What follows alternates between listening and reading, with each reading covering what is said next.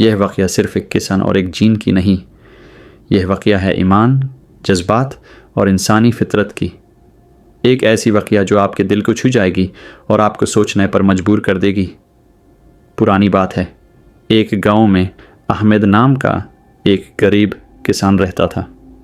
دن بھر کھیتوں میں محنت کرتا اور رات کو اللہ سے دعا کرتا، یا اللہ میری مشکلت دور فرما۔ ایک دن جب وہ کھیتوں میں کام کر رہا تھا، اس نے ایک عجیب سی روشنی دیکھی۔ پہلے سمجھا کوئی بجلی ہے، لیکن جب قریب گیا تو دیکھا ایک خوبصورت لڑکی زمین پر بے سوٹ پڑی ہے۔ اس لڑکی کے پاس جا کر اس نے پوچھا، تم کون ہو اور یہاں کیسے آئی ہو؟ اس لڑکی نے دھیرے سے کہا، میں انسان نہیں ہوں، میں ایک جن ہوں، میرا نام صفیہ ہے۔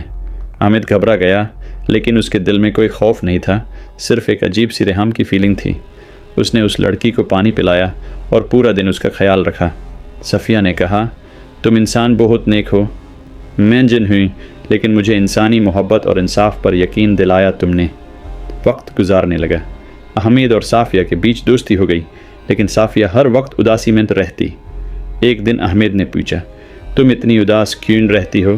صافیہ رو پڑی اور کہا، میں جنوں کے ایک قبیلے سے ہوں جہاں لوگ صرف تکبر، ظلم اور نفرت سکھاتے ہیں، لیکن تم نے مجھے ایک نئی دنیا دکھائی ہے جہاں انسان خدا سے محبت کرتا ہے۔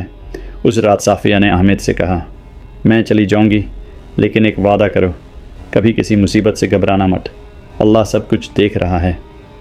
اگلے دن صافیہ غائب ہو گئی۔ احمد نے پوری زندگی اس کا انتظار کیا، لیکن وہ کبھی واپس نہیں آئی۔ کئی سال بعد احمد کا انتقال ہو گیا۔ لوگ کہتے ہیں اس کی قبر سے ایک روشنی اٹھی اور ایک لڑکی کا سایہ اس قبر کے پاس دیکھا گیا۔ کیا وہ صفیہ تھی؟ کیا وہ محبت انسانی تھی یا روحانی؟ صرف اللہ جانتا ہے۔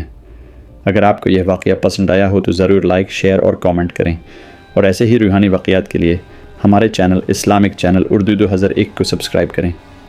خدا حافظ، پھر ملیں گے اگلی ویڈیو میں۔